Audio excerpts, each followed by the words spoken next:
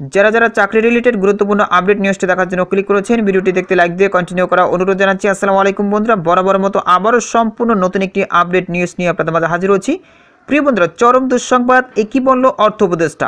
সরকারি কর্মচারীদের মহার্ঘ ভাতার ঘোষণা নিয়ে এবার মুখ খুললেন অর্থ উপদেষ্টা। তো প্রিয় বন্ধুরা, অর্থ উপদেষ্টা মহার্ঘ ভাতা ঘোষণা নিয়ে কি বলেছেন আজকের এই ভিডিওটির মাধ্যমে বিস্তারিত দেখে নেওয়ার চেষ্টা করবো। তাহলে চলুন মূল ভিডিওটি শুরু করা যাক। প্রিয় বন্ধুরা, মূল ভিডিওটি শুরু করার আগে বরাবরের মতো ছোট্ট একটি রিকোয়েস্ট থাকবে, আপনি যদি আমাদের এই পরিবারের নতুন দর্শক হয়ে থাকেন, এরকম নতুন নতুন চাকরি রিলেটেড আপডেট নিউজ সবার আগে পেতে আমাদের এই চ্যানেলটি সাবস্ক্রাইব করে পাশে থাকা বেল আইকনটি অন করে রাখুন। প্রিয় বন্ধুরা, দেখতে পাচ্ছেন আরটিভি নিউজে একটি গুরুত্বপূর্ণ প্রতিবেদন প্রকাশ করা হয়েছে মহার্ঘ ভাতার বিষয়ে, যা বলেন অর্থ উপদেষ্টা। তো প্রিয় বন্ধুরা, এছাড়াও কিন্তু সবাই নিউজেও প্রকাশ করা হয়েছে, এছাড়াও আরও অন্যান্য স্বনামধন্য পত্রিকাতেও কিন্তু অর্থ উপদেষ্টার মহার্ঘ ভাতার বিষয়ে যে বক্তব্য, সেই বক্তব্য তুলে ধরা হয়েছে।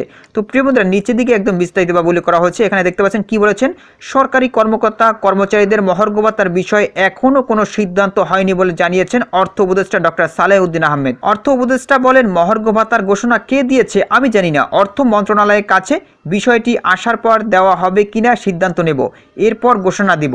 তিনি আরও বলেন, বিদেশি মিশনের যাদের ভাতা বৃদ্ধি করা হচ্ছে তা অনেক আগের সিদ্ধান্ত ছিল। এ সময় রোজার যেন ঘাটতি না হয় সেজন্য চাল গমের মজুত নিশ্চিত করা হবে বলে জানান ডক্টর সালেহউদ্দিন আহমেদ। রেলের কর্মচারীদের দাবির বিষয়ে অর্থ উপদেষ্টা বলেন, রেলের কর্মচারীদের যৌক্তিক দাবি যতটুকু পূরণ করা সম্ভব করা হয়েছে, ওভারটাইম ইস্যুর সমাধান করা হয়েছে, এর বাইরের যেসব দাবি তা পূরণ করা সম্ভব নয়।